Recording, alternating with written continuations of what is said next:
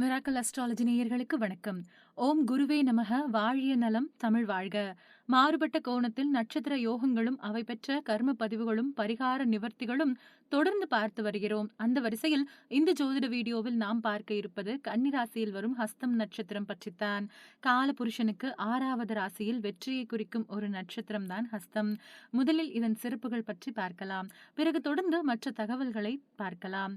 கன்னிராசியில் வரும் முழு நட்சத்திரம் தான் ஹஸ்தம். ராசிக்கு லாபஸ்தானத்தில் வரும் சந்திரனின் சொந்த நட்சத்திரம் தான் ஹஸ்தம். ஹஸ்தம் நட்சத்திரத்தில் பிறந்தவர்கள் சந்திரன் மகாதசையில் பிறந்தவர்கள்.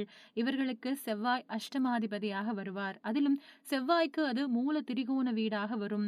சமநோக்கு நட்சத்திரங்களில் ஒன்றுதான் ஹஸ்தம் நட்சத்திரம். தன அதிபதியாக 2ஆம் இடத்திற்கு அதிபதியாக சுக்கிரன் இருப்பார். இவர்களுக்கு தனிப்பட்ட குடும்ப வாழ்க்கை சரியாக அமைவது இல்லை.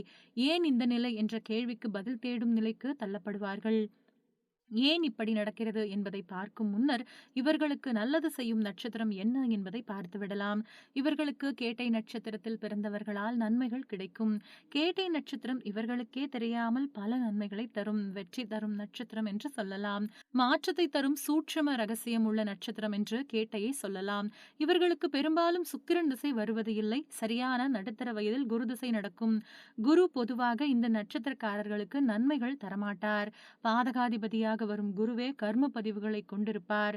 பாதகாதிபதியாக வரும் குருவே தனகாரகனாகவும் திருமணம் போன்ற நிகழ்வுகளை தருபவராகவும் இருப்பதாலும் வாழ்க்கை துணையின் குடும்பஸ்தானம் இவர்களுக்கு மூல திரிகோண வீடாக வரும் 8ஆம் இடம் என வருவதாலும் தான் இவர்களுக்கு பெரும்பாலும் திருமணத்திற்கு பிறகு வரும் வாழ்க்கை துணை சப்போர்ட் செய்வதில்லை.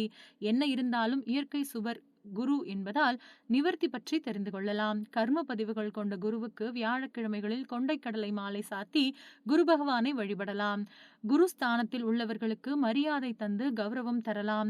வியாழக்கிழமைகளில் கொண்டைக்கடலையை ஊற வைத்து அந்த நீரை ருத்ராட்ச மரம் அல்லது பூவரச மரத்திற்கு ஊற்றலாம். உபரியாக சூரிய நமஸ்காரம் செய்யலாம்.